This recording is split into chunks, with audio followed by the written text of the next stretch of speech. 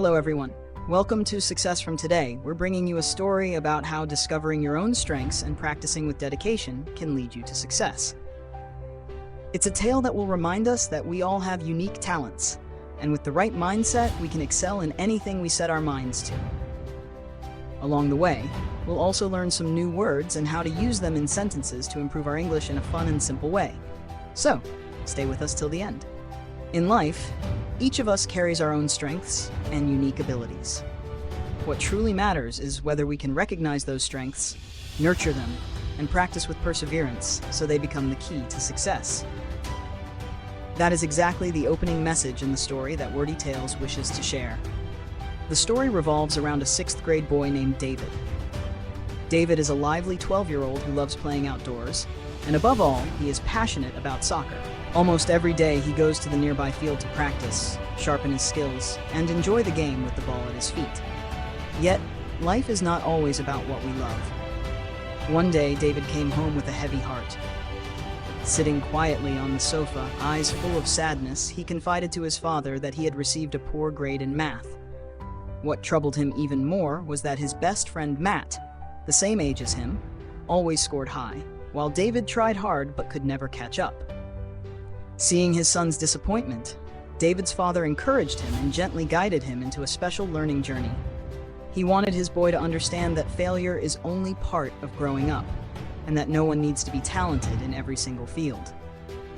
More importantly, he taught David how to recognize differences, appreciate individual strengths, and learn how to train himself in the right way.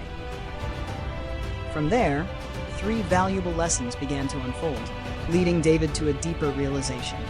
Success comes from recognizing one's strengths, practicing consistently, and nurturing passion from within. One afternoon after school, David sat gloomily on the sofa, still upset about his math grade. But what really weighed on him was that Matt seemed to excel so effortlessly. David felt it was unfair and wondered why his own hard work never brought the same results. His father quietly sat down beside him and began a simple yet profound conversation. He explained that failure is not the end, but a chance to reflect and learn. With a gentle smile, he suggested that from the differences between David and Matt, his son could discover 3 important lessons to grow up with. The first challenge was set: invite Matt to play soccer the next day.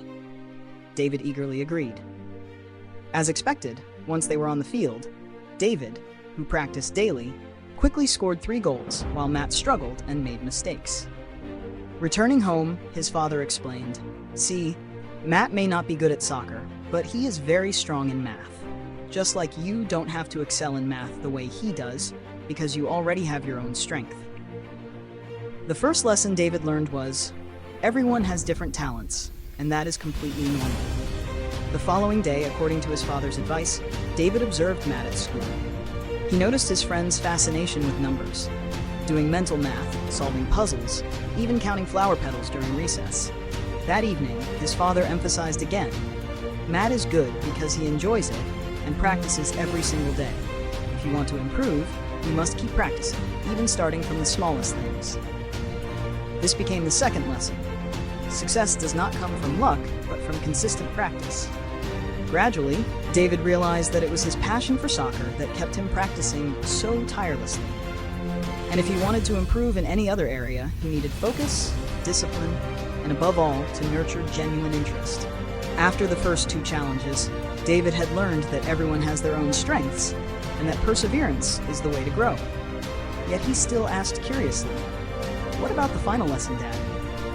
His father thought for a moment and said softly, "Tell me, how much better do you think Matt is at math compared to you?" David hesitated, then replied, "Probably about 3 times better." His father smiled. "Then tomorrow, try studying math 3 times harder than usual." David nodded, determined to meet the challenge. The next day after school, he sat down with rare focus. 1 hour passed, then 2, then 3, all spent wrestling with numbers. He wanted to prove that with triple the effort, he could match Matt. Yet before he could finish, his head throbbed, his eyes closed, and he fell asleep at his desk.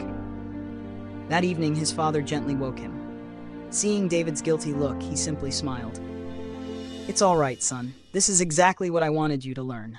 When we force ourselves to do something we don't enjoy, discipline becomes heavy and exhausting. But when you love something, discipline feels light, and you can keep going without tiring. At that moment, David remembered the joy of playing soccer. He could spend hours on the field without ever feeling weary. Yet with math, even tripling his effort left him drained. His father concluded, "If you want to become skilled, either do what you love or learn to love what you are doing. Only then will success truly last."